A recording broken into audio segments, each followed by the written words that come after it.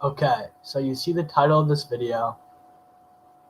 This is why Gunnar Stockton and Quinn Ewers, the respective 1 and 2 quarterbacks in the country for the class of 2022, will not end up at South Carolina and Texas, and Ohio State, excuse me. I'm going to start with Gunnar Stockton. Here are his highlights from his junior season.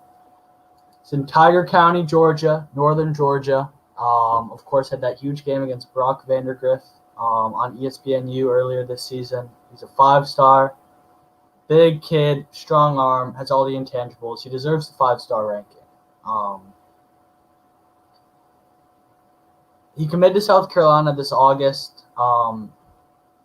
There's an old man in town named Mr. Bobo, and Mr. Bobo's son is Mike Bobo, past Georgia offensive coordinator, past Colorado State head coach, past South Carolina offensive coordinator. And 3 days ago, he accepted the Auburn offensive coordinating job, along with Derek Mason, who's filling out the defensive coordinating job there.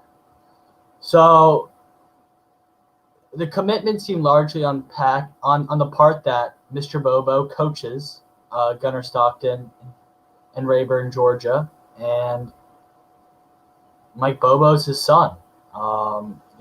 You're gonna go somewhere not too far away from home. South Carolina isn't far from northern Georgia, but is South Carolina a top 15 or 20 team? No, they're not. You're gonna be playing with a lot more talent if you end up at Auburn, and you're gonna be playing under the spotlight more. Of course, you got the Iron Bowl, and more people want to watch Auburn than South Carolina, at least right now. And Gunnar Stockton may change that, but I don't know. Gunnar Stockton has not said he's decommitting or anything, but definitely starting some rumors up in the college football recruiting world. I just think his bond with Mr. Bobo, who coaches him every single day, will just be the difference. And Mr. Bobo, in an interview, Gunnar Stockton said Mr. Bobo does not tell him to go anywhere, does not tell him, oh, South Carolina was so great when his son was the head offensive coordinator there, but I mean, it is what it is. So if I had to guess, Gunnar Stockton will end up at Auburn. Georgia has Brock Vandergriff in the class of 2021. They have JT Daniels, who will be there next year, and then that's Vandergriff's spot. The next time they'll be looking for a 5-star quarterback is probably 2023. That will actually be starting, and that's just how college football recruiting works. So yeah,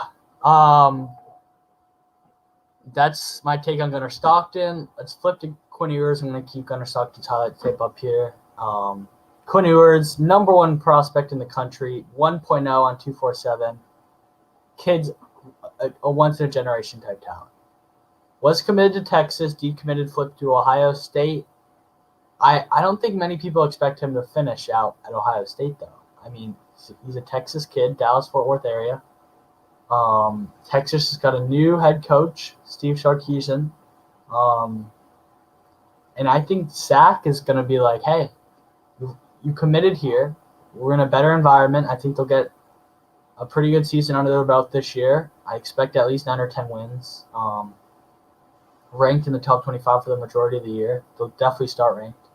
And yeah, I think Quinn Ewers will end up at Texas. Oklahoma's in the mix, but I don't know.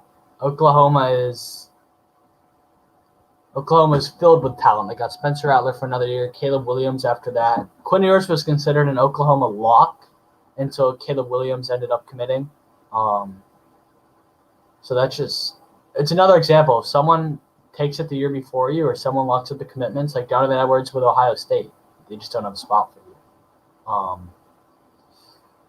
So yeah, that's my take on the Quinn Ewers and Gunnar Stockton recruiting situations. I think Gunnar Stockton is really underrated. Even though he's a 5-star, he's ranked 27th in the country, but huge pickup for South Carolina. Very good, humble kid. Nice, humble kid. Same with Quinn Ewers. They don't do many interviews. They don't do many press stuff.